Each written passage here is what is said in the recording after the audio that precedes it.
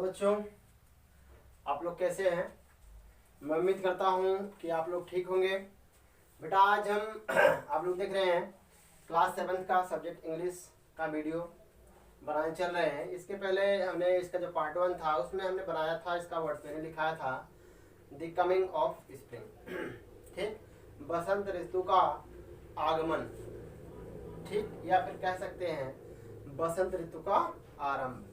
ठीक, तो यही पोएम है। तो इस पोएम में हमने जो है बेटा आपको केवल 2 पैराग्राफ ही लिखा है हमने बोर्ड पे, और यही हमें कितना केवल इतना ही आज आपको हम पढ़ाएंगे। बाकी जब अगले वीडियो में आएंगे तो आपको 2 पैराग्राफ और बता देंगे। तो सारे बच्चे जो है अपनी अपनी बुकें, जिसके पास बुकें हो निकाल लीजिए। अगर बुक ना हो तो हम बोर्ड पर लिख दिए हैं, आप लोग बोर्ड पर देखिए बेटा, ठीक है। लेकिन बुक ले लीजिए।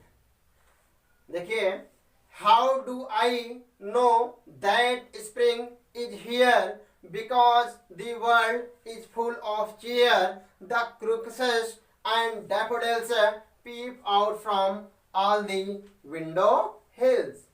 यहां पर देखिए बेटा, हम पहला पैसेज पढ़ा हमने और इसका हम बता चल रहे हैं। हाउ मतलब होता है कैसे, डू आपका हेल्पिंग वर्ब है, नो मतलब होता है जानना, आई मतलब होता है मैं यानी मुझे, दैट में से होगा यहाँ पर कि, और स्प्रिंग मतलब होगा बसंत ऋतु, इज मतलब है हियर मतलब यहाँ यानी इधर। Because the world is full of cheer, because मतलब क्योंकि, द वर्ल्ड मतलब संसार, दुनिया, इज मतलब है फुल ऑफ चीयर मतलब आनंद से पूर्ण या आनंद से भरी हुई। अगला होगा दी क्रूकसेस अर्थात छोटी मोटी नीले पीले, समझ रहे हैं, या फिर सफेद पुष्पों वाली झाड़ियां जो बसंत ऋतु के आरंभ में खिलती हैं। ठीक, अगला है डैफोडिल्स यानी पीला नरगिस, पीप आउट मतलब होता है कम्स आउट यानी निकलना खुलना से कह सकते हैं।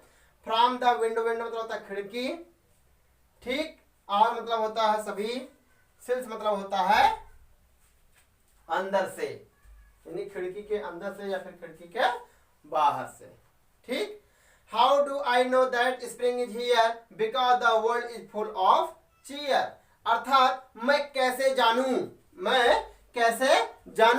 कि यहाँ बसंत ऋतु है। मैं कैसे जानूं अर्थात कवि महोदय जो इसके कवि हैं, लेखक हैं, वो इस ऋतु के आरंभ का वर्णन करते हुए ये मतलब अपने आप से सवाल कर रहे हैं, यानी लोगों को दिखाते हुए स्पष्ट करते हुए सवाल कर रहे हैं कि how do I know that spring is here, अर्थात मैं कैसे जानूं कि यहाँ बसंत ऋतु है, अर्थात मैं कैसे जानूं कि बसंत ऋतु है।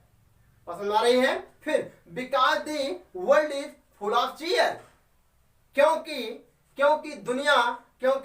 दुनिया आनंद से पूर्ण है, अर्थात क्योंकि दुनिया आनंद से पूर्ण है तो मैं कैसे जानूं कि बसंत ऋतु यहां पर है।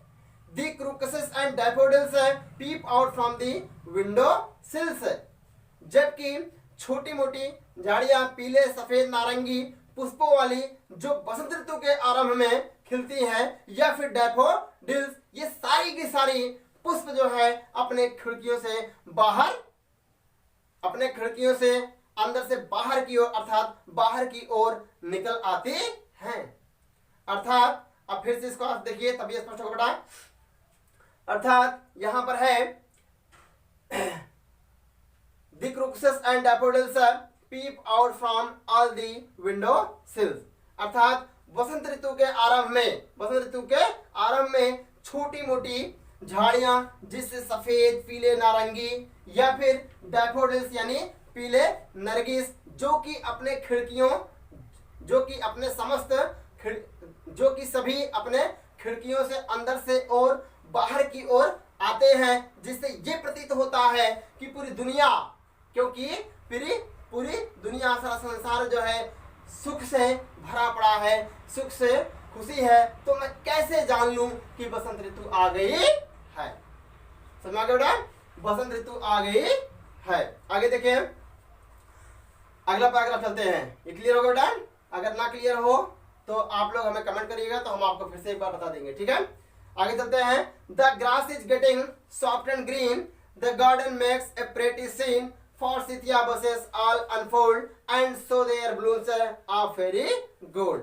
The grass मतलब होता है घास, getting मतलब हो रही, soft मतलब मुलायम, green मतलब हरी भरी, the garden मतलब बगीचा, makes मतलब अर्थात बनाता है, ए प्रेटी मतलब सुंदर यानी आकर्षक, सीन मतलब दृश्य, फोर्सिथिया मतलब यह एक बसंत ऋतु में उगने वाला एक पौधा है, पीले फूलों वाला एक पौधा है।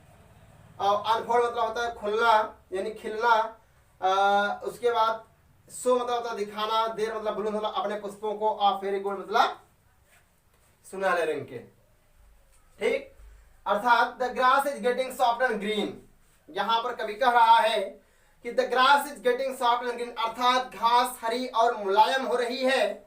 ध्यान दीजिएगा, घास हरी और मुलायम हो रही है। The garden makes a pretty scene, और बगीचे में सुंदर दृश्य बनते जाते हैं। फॉर्सिथिया बसेस ऑल अनफोल्ड, और पीले पुष्पों वाले छोटी मोटी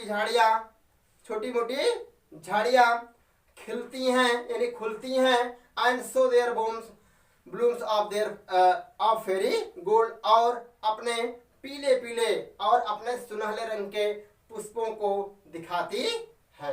अर्थात समस्त बगीचे में, ध्यान दीजिएगा, अर्थात बगीचे में जहां पीले रंग के पुष्पों वाले पौधे पूरी तरह से खिलकर अपने सुनहरे रंग के पुष्पों को दिखाते हैं, जिससे बगीचे को अति सुंदर बना देते हैं, और जिससे यह स्पष्ट हो रहा है कि छोटी मोटी घासें हरी भरी और मुलायम हो रही हैं, ठीक है। अर्थात जिससे यह स्पष्ट होता है कि छोटी मोटी घासें यानी हरी भरी मुलायम हो रही है, और इससे बाकी सुंदरता बढ़ती जाती है कि जैसे फोर्सिथिया नामक छोटी मोटी झाड़ियां जो पीले पुष्पों वाली है, ये इस तरीके से खिल रही हैं, ये इस तरीके से खिलकर पूरी बगीचे को सुंदरता में बढ़ाते हुए दिखा रही हैं। अर्थात अपने सुनहरे रंग के पुष्पों को दिखा रही हैं, अपने सुनहरे रंग के पुष्पों से बगीचे को सुंदर बना रही है। ठीक बेटा, क्लियर हो गया बेटा। देखिए एक पोएम है, पोएम में बिना भाव का अर्थ नहीं निकलता है, इसलिए थोड़ा इसका अर्थ जो है निकालना टफ होता है। तो मैंने आपको 2 पैसेज समझा दिया है, तो एक बार हम सरसरी निगाह से केवल अर्थ पर जो है मारते हुए, ताकि आपको एक बार फिर समझ में आ जाए। How do I know that spring is here, because the world is full of cheer, the crocuses and daffodils peep out from all the window sill. अर्थात लेखक प्रश्न करते हुए पूछता है, प्रश्न पूछते हुए कहता है कि मैं कैसे जान लूं कि यहाँ बसंत ऋतु आई है, कि यहाँ पर बसंत ऋतु आ चुकी है, कि क्या छोटी छोटी झाड़ियां जिसमें पीले सफेद नारंगी या फिर पीले नरगिस के फूल अपने खिड़कियों से झांकने लगे हैं, और क्योंकि सारी दुनिया जो है खुश दिखाई पड़ रही है, तो मैं कैसे जान लूं कि बसंत ऋतु आ चुकी है। अगला पैसेज है, the grass is getting soft and green, the garden makes a pretty scene, forsythia bushes all unfold and so there blooms are fairy gold.